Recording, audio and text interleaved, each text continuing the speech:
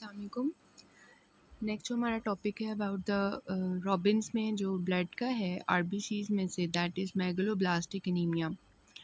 Means that कि इसमें जो एनीमिया होगा, एनीमिया मींस कि आपका जो आरबीसीज का लेवल होगा वो कम हो जाएगा, ठीक है। तो लेकिन ऐसे कम होगा कि उनका जो है ना एक तो साइज़ भी जो है ना मेगलोब्लास्टिक हुआ होगा, मींस लार्जर हुआ होगा, ठीक है।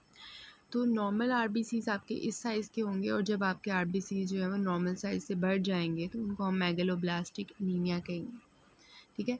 अब ना ये हमारे पास होते हैं मेगलोब्लास्टिक एनीमिया विटामिन B12 और फॉलेट की डेफिशिएंसी की वजह से, ठीक है। फॉलेट और विटामिन B12 जब हमारी डाइट में डेफिशिएंट होंगे तब ये मेगलोब्लास्टिक एनीमिया होगा, ठीक है। और आपने याद रखना है कि जो मेगलोब्लास्ट होते हैं ना वो आपको बोन मैरो में नज़र आते हैं। आपको पता है ना बोन मैरो होती है, बोन मैरो में से आपके जो है वो आरबीसीज निकल के ब्लड में आते हैं, ठीक है। तो बोन मैरो के अंदर आपको मेगलोब्लास्ट मिलते हैं और जो ब्लड होता है ना ब्लड ब्लड उसके अंदर आपको मैक्रोसाइट्स मिलते हैं। ये आपने डिफरेंस याद रखना है, ठीक है। इतनी क्लियर पिक्चर नहीं है लेकिन ये देखें इसमें ब्लड है, ब्लड के अंदर हमारे पास क्या होता है, वैसे तो नॉर्मल हमारे पास नॉर्मल आरबीसी होता है ना, लेकिन ब्लड के अंदर क्या होगा जब मैक्रोसाइट मिलेंगे हमें, ठीक है, बड़े बड़े सेल्स मिलेंगे मेगलोब्लास्टिक एनीमिया में। अगर हम बात करें दूसरी जो है बोन मैरो के अंदर, बोन मैरो के अंदर जो है हमें क्या मिलेंगे, वैसे तो नॉर्मोब्लास्टिक सेल्स होते हैं ना, लेकिन अब यहाँ पे वो क्या मिलेंगे, विटामिन B12 और फॉलेट की डेफिशिएंसी की वजह से मेगलोब्लास्ट मिलेंगे, ठीक है। तो megaloblast are present in the bone marrow and the macrocytes are present in the blood. ये आपने डिफरेंस याद रखना है पक्का पक्का। अब जो फॉलिक एसिड होता है ना वो हमारी सिंथेसिस ऑफ डीएनए में हेल्प करता है, हमारी आरबीसीज और डब्ल्यूबीसीज की मेच्योरेशन के में हेल्प करता है, ठीक है, और synthesis of purines and pyrimidines में हेल्प करता है। और अगर हम विटामिन B12 की बात करें तो ये भी हमारे आरबीसीज़ की प्रोडक्शन में हेल्प करता है, डीएनए की प्रोडक्शन में हेल्प करता है और हमारे न्यूरोलॉजिकल फंक्शन के लिए बहुत हेल्पफुल होता है। तो ये वाला न्यूरोलॉजिकल फंक्शन वाला डिफरेंस आपने याद रखना है कि folate is not responsible for maintenance of the neurological functions but vitamin B12 is responsible for the neurological functions, ठीक है। अब बात ये आती है कि जब हमारे पास डीएनए सिंथेसिस नहीं होगी, आरबीसीज़ की सिंथेसिस नहीं होगी ना, फिर हमारे आरबीसीज़ जो हैं वो नॉर्मल से उनका साइज़ बढ़ जाएगा। ये देखें, ये हमारे पास जब एरिथ्रोपोइसिस हो रही होती है बोन मैरो के अंदर तो हमारे आरबीसीज़ की फ़ाइनल प्रोडक्शन होती है, ये हमारा फ़ाइनल मैच्योर आरबीसी होता है, ठीक है। लेकिन अब क्या होगा, क्योंकि विटामिन B12 या फॉलेट की डेफिशिएंसी है तो ये हमारे पास आरबीसी की डिवीजन में प्रॉब्लम आ जाएगी ना, डीएनए सिंथेसिस नहीं है, सेल डिवीजन प्रॉपर नहीं हो रही।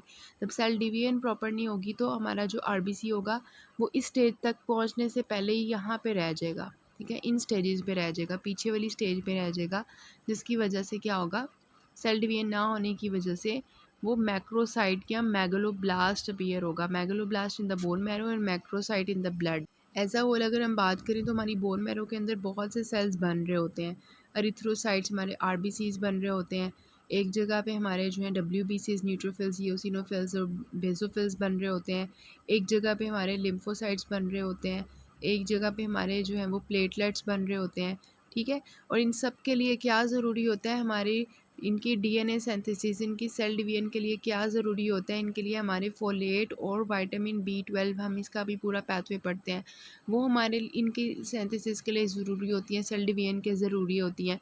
तो ऑब्वियसली जब वो नहीं होंगे हमारी डाइट के अंदर या कोई भी किसी किस्म की भी इनकी डेफिशिएंसी हो जाएगी फॉलेट और विटामिन B12 की, तो ये डिवीजन प्रॉपर नहीं हो पाएगी, ये जो डिवीजन नॉर्मली हमारी बोन मैरो में इन सेल्स की हो रही है नहीं हो पाएगी। उसकी वजह से क्या होगा, ऐसे लोगों में आरबीसीज भी मैच्योर नहीं होंगे, ठीक है, हमारे जो ये हैं वाइट ब्लड सेल्स ये भी मैच्योर नहीं होंगे, ठीक है, हमारे जो प्लेटलेट्स हैं वो भी मैच्योर नहीं होंगे, वो अपनी स्टेजेस में पीछे ही रह जाएंगे, ठीक है। So what is the main corpuscular volume in the megaloblastic anaemia, it is greater than 100, ठीक है, 80 to 100 जो होता है वो नॉर्मल होता है। So this is actually these are all the normal RBCs, happy and safe.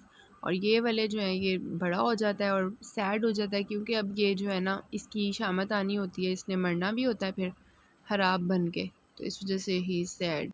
तो देखें बुक से देखते हैं मेगलोब्लास्टिक एनीमियाज क्या होते हैं, जिसमें फॉलेट की डेफिशिएंसी होती है या विटामिन B12 की डेफिशिएंसी होती है। ये दोनों हमारे डीएनए सिंथेसिस के लिए हेल्पफुल होते हैं। अगर ये नहीं होंगे तो डीएनए की सिंथेसिस नहीं होगी, ठीक है। और हमारी जो पैथोजेनेसिस होगी उसमें क्या होगा कि इसका हॉलमार्क ये होता है कि हमारे जो बोन मैरो होती है उसके अंदर हमें मैगलोब्लास्ट मिलते हैं, ठीक है। और हमारी जो ब्लड होती है उसमें हमें मैक्रोसाइट्स लार्ज जो है वो सेल्स मिलते हैं। डीएनए सिंथेसिस ना होने की वजह से सेल्स जो हैं वो जाइजेंटिज्म की तरफ चले जाते हैं, वो बड़े ही रह जाते हैं, उनकी मैच्योरेशन, उनकी सेल डिवीजन प्रॉपर नहीं होती, ठीक है। और इसमें क्या होता है, जो न्यूक्लियर टू साइटोप्लाज्मिक एसिंक्रोनी हो जाती है, ठीक है। मीन्स उनमें कोई जो नॉर्मल सिंक्रोनी होनी होती है कि साइटोप्लाज्म कितना होगा, न्यूक्लियस कितना होगा, उन्होंने डिसाइड किया होता है कि इतना सेल्स का इतना न्यूक्लियस होगा, इतना साइटोप्लाज्म होगा। अब वो डिवीजन ना होने की वजह से उनकी एसिंक्रोनी हो जाएगी, ठीक है। और क्या होगा हमारे पास, कहते हैं कि जब मैगलोब्लास्ट, मैंने आपको बताया था ना, वो छोटे छोटे सेल्स थे और एक बड़ा सा सेल था जो बहुत सैड था। वो क्यों सैड था? वो इस वजह से सैड था क्योंकि अब उसने एपोप्टोसिस हो जानी है उसकी बोन मैरो के अंदर, क्योंकि वो एक अच्छा सेल नहीं है, वो डिफेक्टिव है, ठीक है। तो अब उसकी एपोप्टोसिस हो जाएगी, इनफेक्टिव। और हमारे पास जो हेमेटोपोइसिस होगी ना, तो वो वहाँ पे ही टूटना शुरू हो जाएंगे, बोन मैरो के अंदर ही टूटना शुरू हो जाएंगे वो सेल्स, ठीक है।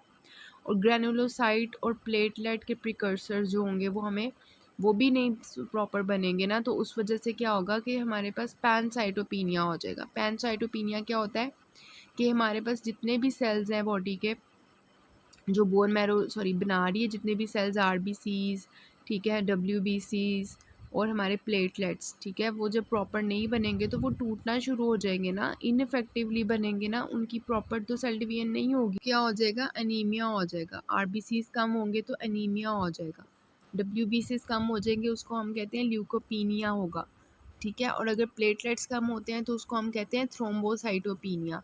अब आप मुझे खुद बताएंगे कि इनके क्लिनिकल फीचर्स क्या होंगे। जिन लोगों में अनीमिया होगा, आरबीसीज की डेफिशिएंसी होगी, तो उनमें क्लिनिकल फीचर जो मैं आपको शुरू में बताना चाहूँगी वो ये होता है कि इनकी ना वो फटीग होना शुरू हो जाती है, उनको सांस नहीं उनसे लिया जाता, और वो सारे पैलर, वो सारे अनीमिया के साइंस आते हैं ऐसे लोगों में। ऐसे लोगों में फिर ल्यूकोपीनिया, डब्ल्यूबीसीज कम होने की वजह से उनके इन्फेक्शन ज़्यादा हो जाते हैं। इन्फेक्शंस को लड़ने के लिए उनके डब्ल्यूबीसीज चाहिए थे, वो अब नहीं होंगे, ठीक है। वैसे लोगों को इन्फेक्शन के चांसेस ज़्यादा हो जाते हैं। और प्लेटलेट्स कम होने की वजह से जिन्होंने हमारी ब्लड को क्लॉट करवाना था, ब्लीडिंग को कंट्रोल करना था, नहीं करवा पाएंगे, तो ऐसे लोगों की ब्लीडिंग बहुत ज़्यादा होगी, ठीक है। तो यही इसका फ़ीचर होता है। अब इसकी जो एक्चुअली साइकिल है ना पूरी, के विटामिन B12 डेफिशिएंसी होगी, फॉलेट की डेफिशिएंसी होगी, इसकी मैंने देखना चाही थी, लेकिन वो बहुत कॉम्प्लिकेटेड से बनाते हैं, वो समझ नहीं आती ना बच्चे को। अब देखें, हम जो फॉलेट लेते हैं ना डाइट में, ठीक है, वो हमारे पास डाईहाइड्रोफोलेट होता है, ठीक है। और उसके मतलब वो टेट्राहाइड्रोफोलेट में कन्वर्ट होता है ना। अब टेट्राहाइड्रोफोलेट जो होता है ना, ये मिथाइलेटेड होता है, मतलब ये ना मिथाइलेशन हुई होती है, इसके ऊपर मिथाइल ग्रुप होता है, ठीक है। अब ये जो है ना, ये यहाँ पे विटामिन B12 बैठा होता है, विटामिन B12 बैठा होता है, वो इंतज़ार कर रहा होता है कि ये अपना मुझे ना मिथाइल ग्रुप दे, मैं उसका मिथाइल ग्रुप लूँ और जो है ना फर्दर काम करूँ। तो टेट्राहाइड्रोफोलेट अपना मिथाइल ग्रुप विटामिन B12 को देता है, और टेट्राहाइड्रोफोलेट चला जाता है हमारे DNA की सिंथेसिस में, ठीक है, DNA की सिंथेसिस में।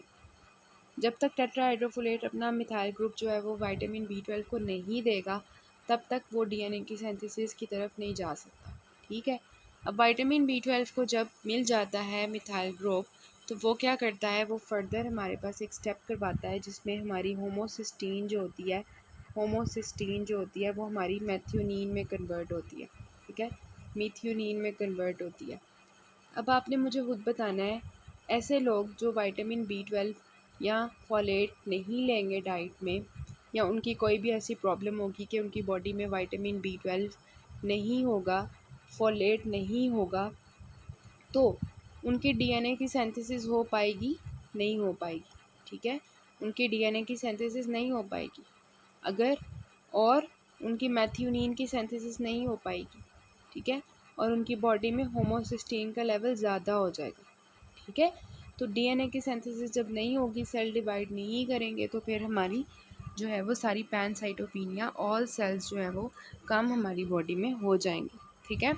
बोन मैरो जो है वो इनफेक्टिव एरिथ्रोपोइसिस स्टार्ट कर देगी। एक और हमारे पास चीज़ आपने याद रखनी है, जो हमारा विटामिन B12 होता है ना, उसका एक और काम होता है कि वो हमारी जो है मिथाइल मेलोनिक एसिड जो होता है ना, मिथाइल मेलोनिक एसिड, ठीक है, एक वो होता है मिथाइल मेलोनाइल कोए भी कहते हैं इसको, इसको कन्वर्ट करता है सक्सिनाइल कोए में, ठीक है। इससे सक्सिनाइल कोए में कन्वर्ट होने के लिए हमारे पास विटामिन A12 की ज़रूरत होती है, B12 की ज़रूरत होती है। लेकिन जब ये विटामिन B12 डाइट में नहीं होगा या हमारी बॉडी में डेफिशिएंट होगा, तो इसमें क्या होगा, मिथाइल मेलोनाइल को एक का लेवल ज़्यादा हो जाएगा और सक्सिनाइल कोए नहीं बनेगा, ठीक है। तो ये आपने स्टेप याद रखना है, क्योंकि डायग्नोसिस में ये बहुत हेल्पफुल होता है। अब ये वाला जो हमारे पास स्टेप है ना, इसमें फॉलेट का कोई काम नहीं होता, ठीक है। तो फॉलेट में फिर ये वाला स्टेप नहीं है, ये वाला आपको समझने में इजी हो जाएगा अगर आपने यहाँ से देखना है। ये आपके पास जो है टेट्राहाइड्रोफोलेट था, मिथाइलेटेड था, उसने अपना मिथाइल ग्रुप जो है वो विटामिन B12 को दिया और चला गया DNA की सिंथेसिस की तरफ, ठीक है। ये आगे सारा DNA की सिंथेसिस हो रही है फर्दर, ठीक है। और विटामिन B12 जो है वो मिथाइलेटेड जब होता है तो वो हमारी होमोसिस्टीन को मैथ्यूनिन में कन्वर्ट करता है, ठीक है। यही वाला मैंने आपको बताया ना स्टेप सारा, तो ये वाला होगा। अगर हमारे पास फोलेट की डेफिशिएंसी होगी या विटामिन B12 की डेफिशिएंसी होगी, तो हमारे पास जो है DNA की सिंथेसिस नहीं होगी, ठीक है। होम्योसिस्टीन जो है वो मैथ्यूनिन में कन्वर्ट नहीं होगी, जिसकी वजह से होम्योसिस्टीन का लेवल ज़्यादा हो जाएगा। यही बात बताई है ना मैंने। और एक मैंने बात बताई है वो ये कि मिथाइल मेलोनिक एसिड जो होता है ना, इसको सक्सिनाइल कोए में हेल्प करता है कन्वर्ट करने में विटामिन B12। और अगर ये नहीं होगा तो फिर सक्सिनाइल कोए नहीं बनेगा और मिथाइल मेलोनिक एसिड का लेवल ज़्यादा हो जाएगा, इधर फोलेट का कोई काम नहीं है। तो ये जो इन्होंने लिखा हुआ है ना यहाँ पे सारा, ये वही उसकी जो है ना पैथोजेनेसिस है कि किस तरह से मैंने अभी आपको बताया कि DNA की सिंथेसिस वगैरह नहीं हो। इसकी मॉर्फोलॉजी हम देख लेते हैं कि आपको जो सेल डिवीजन ना होने की वजह से जो RBC नज़र आएगा बोन मैरो के अंदर, जिसको हमने मेगलोब्लास्ट कहा था, वो कैसा आपको नज़र आएगा, वो आपको इस तरह से नज़र आएगा, ठीक है। ये कैसे नज़र आ रहा है, इसका जो न्यूक्लियर क्रोमेटिन है वो क्या है, डिस्ट्रीब्यूट हुआ हुआ है पूरे न्यूक्लियस के अंदर, ठीक है। और जो साइटोप्लाज्म है इसका वो क्या है, मेच्योर है, होमोजेनाइज्ड है, ठीक है, होमोजीनियस साइटोप्लाज्म है। तो आपकी बुक में भी ये लिखा हुआ है कि आपके पास जो है वो मेगलोब्लास्ट होते हैं, जो कि आपके जो हैं वो इरिथ्रोइड प्रोजेनिटर सेल्स होते हैं। इनके अंदर फाइनली जो है रेटिकुलेटेड न्यूक्लियर क्रोमेटिन होता है, मींस डिस्पर्स्ड होता है, जिसमें आपको पता चल रहा होता है कि जो आपका न्यूक्लियस है वो इमेच्योर है, ठीक है, वो मेच्योर नहीं है। ऐसा तो न्यूक्लियस नहीं होता ना, न्यूक्लियस तो मेच्योर होना चाहिए। तो ये हमारे पास शो करता है दिस इज़ द मेगलोब्लास्ट। यहाँ पे देखें ये आपके नॉर्मल सेल्स हैं, ये वाले नॉर्मल ब्लास्ट हैं, लेकिन मेगलोब्लास्ट क्या है, ये लार्जर है, इनके अंदर जो इमेच्योर न्यूक्लियाई हैं और फाइनली रेटिकुलेटेड क्रोमेटिन है, ठीक है, और बर्डन्ड बेसोफिलिक साइटोप्लाज्म। इसके अलावा अगर आप प्लेटलेट्स को देखेंगे तो वो आपको इस फॉर्म में नज़र आएंगे, मेगाकैरियोब्लास्ट या मेगाकैरियोसाइट्स की फॉर्म में नज़र आएंगे। आपको प्लेटलेट्स असल फॉर्म में नज़र नहीं आएंगे, क्योंकि उनकी भी सेल डिवीजन नहीं हो पाएगी DNA सिंथेसिस ना होने की वजह से, ठीक है। और आपके जो RBCs होंगे उनका जो मीन कॉर्पस्कुलर वॉल्यूम होगा वो 110 से ज़्यादा हुआ होगा, ठीक है। और इसके अलावा हाइपर सेगमेंटेड न्यूट्रोफिल्स, मतलब कि नॉर्मली हमारे न्यूट्रोफिल्स के 2-3 जो है ना सिर्फ लोब्स होते हैं ना, तो इसमें जो है वो 5 से ज़्यादा लोब्स होते हैं, तो इनको कहते हैं हाइपर सेगमेंटेड न्यूट्रोफिल्स, जो शो कर रहा होता है कि ये इमेच्योर न्यूट्रोफिल्स हैं, ठीक है। ये नज़र आ रहे हैं आपको, ये वाले न्यूट्रोफिल्स देखें कितने ज़्यादा सेगमेंट्स हैं। This is the microscopic picture, जिसमें आपको जो है ब्लड स्मीयर के अंदर मैक्रोवेलोसाइट्स मिलते हैं और आपके पास हाइपर सेगमेंटेड न्यूट्रोफिल्स नज़र आ रहे होते हैं, ठीक है। इसकी जो मॉर्फोलॉजी है वो हमने डिस्कस कर लिया है। मेगलोब्लास्ट आपको नज़र आते हैं किस तरह के, आपको मेटामाइलोसाइट्स मतलब ये जो होते हैं प्रिकर्सर्स हमारे WBCs के, वो आपको नज़र आते हैं। हाइपर सेगमेंटेड न्यूट्रोफिल्स नज़र आते हैं, मैक्रोवेलोसाइट्स नज़र आते हैं एग शेप्ड, ठीक है। और ये सारा आपको वही बताया हुआ है कि उनका मीन कॉर्पस्कुलर वॉल्यूम ज़्यादा होता है और इस तरह से बाकी चेंजेस आपको मिल रही होती हैं दूसरे सिम्टम्स दूसरी जगह पर। अब हम बाकी जो पार्ट है ना इसका नेक्स्ट पार्ट से करते हैं।